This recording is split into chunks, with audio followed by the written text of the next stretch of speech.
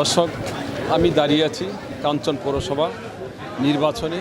আর এই নির্বাচনে সারাদিন কিন্তু সকাল থেকে এই বিকেল 4টা পর্যন্ত কিন্তু টানা বিরতিহীনভাবে কিন্তু ভোট গ্রহণ সম্পন্ন হয়েছে।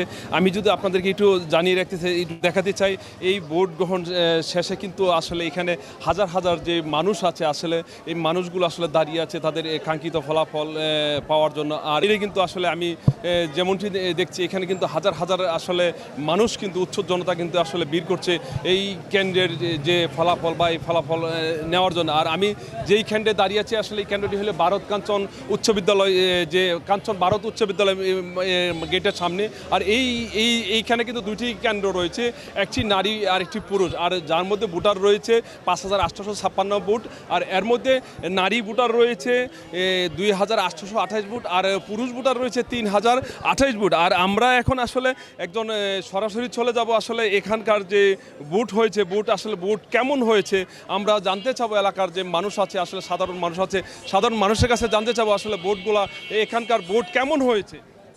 আমরা আপনার কাছে জানতে চাই যে আজকের যে নির্বাচন হয়েছে, নির্বাচনে ভোট কেমন হয়েছে।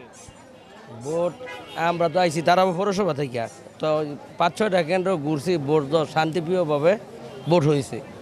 আমরা প্রতিটা কেন্দ্র ঘুরে দেখছি যে খুব ফাইন, মানে কোনো জায়গায় কোনো উশৃঙ্খলা নাই, সুন্দরভাবে ভোট দেওয়া হইতেছে। যেমনটি আসলে একজন দর্শক আমাকে জানিয়েছেন যে আসলে এখানকার যে ভোটগুলা, যে ইলেকশন হয়েছে শান্তিপূর্ণভাবেই ভোট গ্রহণ সম্পন্ন হয়েছে। আর আমি যদি নিরাপত্তার কথা বলতে চাই, এখানে কিন্তু প্রায় 5 শতাধিক যে নিরাপত্তা কর্মী আছে, 5 শতাধিক বিভিন্ন ধরনের নিরাপত্তা কর্মী রয়েছে।